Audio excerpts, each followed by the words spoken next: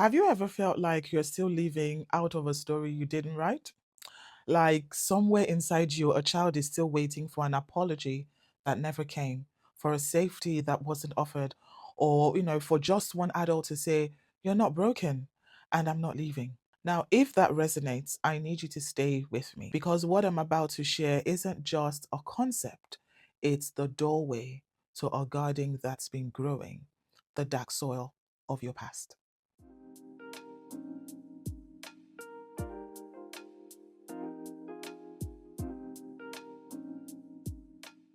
There's a story the earth remembers. A child walked into a field of drought, soil so dry it fractured like a broken plate, and knelt down, holding a handful of seeds, not with grief, but with a wild, illogical hope. That child dug a tiny hollow, pressed a seed into the darkness, and whispered, "I still believe in flowers." No one celebrated, the skies didn't answer, but that act, planting in a place that promised nothing, was the truest form of resilience. It was the inner child choosing to keep a seed alive, even when the world was cracked wide open. Years later, the adult returned, hands different, eyes knowing, and the real work began, tending what had barely survived. That return, that bending low to old pain with new love, is the sacred work of healing your inner child. And out of that labor blooms something psychology now calls post traumatic growth. But here's the problem: most of us never go back. We run from the field because it looks too broken, and we stay stuck in stories that were written for us, not by us. Today, we're going back together and we're going to start rewriting those stories. Are you ready? Let's go. Inside each of us lives a child who learned to survive before they learned to live.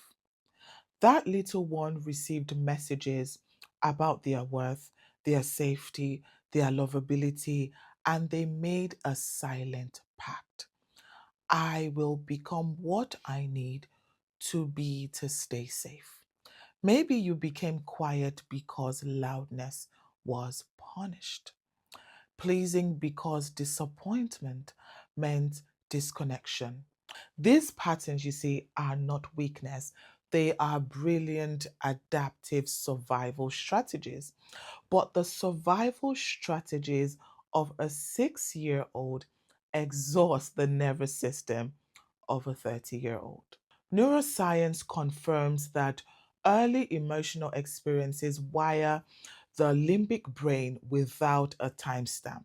So when something in your adult life pokes an old wound, you don't just remember the pain, you relieve it in your body. Your heart races, your throat tightens, you shrink. That's not a flaw, that's the child's echo. And here's the first seed of growth: the same brain that was wired in unsafe soil can be rewired in love. Every time you respond to your own pain with kindness instead of criticism, you carve a new neutral groove. You become the safe adult that child's survival has been scanning for. So let's do something right now.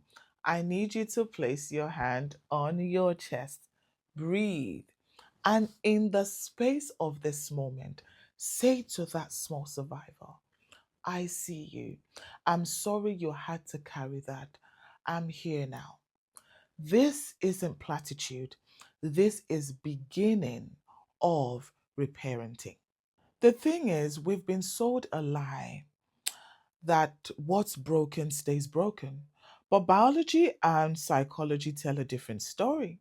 Scientists Richard Tedeschi and Lawrence Calhoun coined the term post traumatic growth after studying people who didn't just survive, devastating circumstances, they found deeper meaning, deeper connection, and a more authentic life because they had to wrestle with the dark.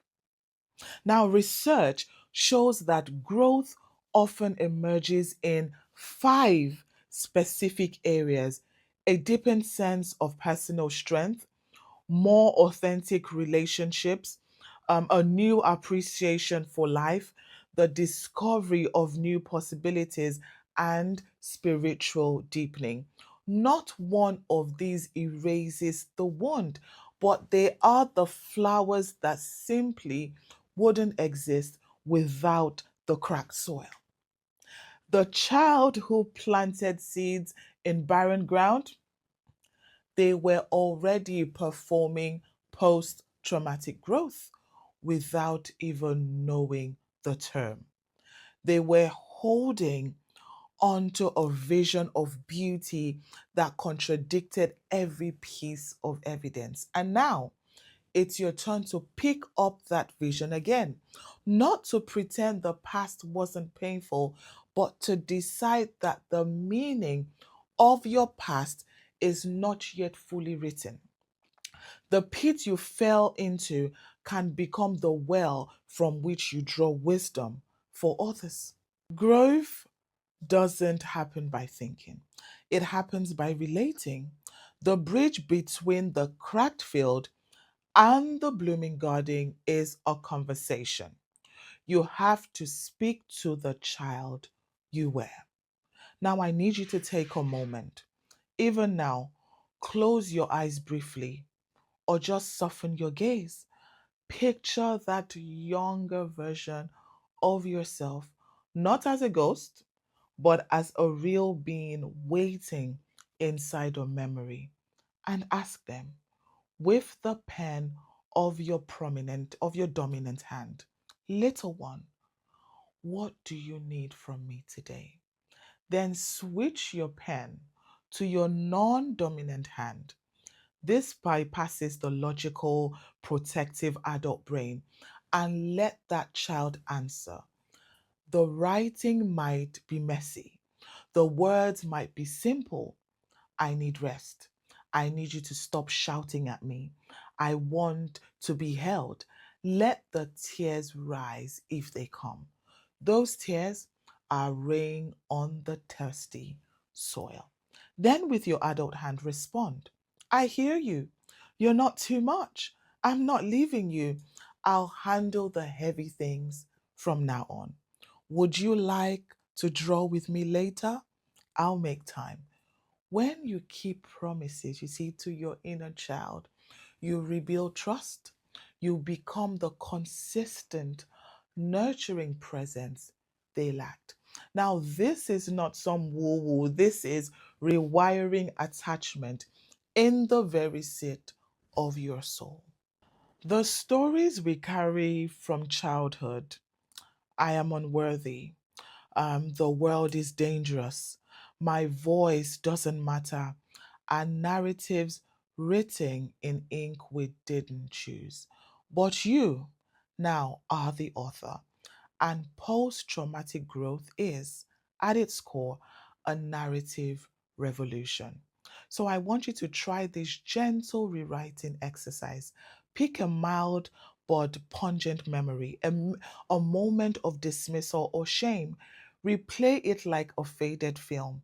Now picture your current self walking into that scene.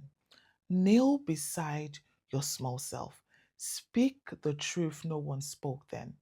This isn't your fault. You are not the cause of their pain. You are valuable. I'm taking you somewhere safe. In your imagination, lead that child out into the garden you've been tending. Now, this isn't make believe. Trauma research shows that revisiting a memory with a new corrective emotional experience can actually reconsolidate the memory, stripping it of its hijacking power. The scar remains, but the wound can close. Your story shifts from I am what happened to me to I am what I'm creating from what happened. You see the difference? That's not bypassing pain, that is alchemizing it. A seed is not broken when it cracks, it is initiating life. A cocoon doesn't dissolve into a mess, it makes space for wings. You, dear heart, are not a ruined version of who you could have been. You are a garden of infinite becoming. Every time you speak gently to yourself, you water. Every time you rest, instead of pushing, you prune. Every boundary you set is a trellis. Every risk toward connection is a new shoot. That is post traumatic growth as a living daily practice. Now, rest your hand on your heart one more time. Breathe, hear these words, and let them settle in your chest. I honor the child who planted in cracked earth. I celebrate the adult who came back to tend. I am not behind. I am blooming. Still, always blooming. Thank you so much for walking this sacred path with me. If something in you shifted, if the small voice inside felt a little safer, then the garden just expanded. Share one act of kindness you offer your inner child with me in the comments. Your words might be the seed another heart needs right now. And if you want to stay part of the circle of gentle gardeners, please subscribe and join me again. Until next time, keep tending. You are so deeply, irrevocably loved, and you are blooming even from cracked soil.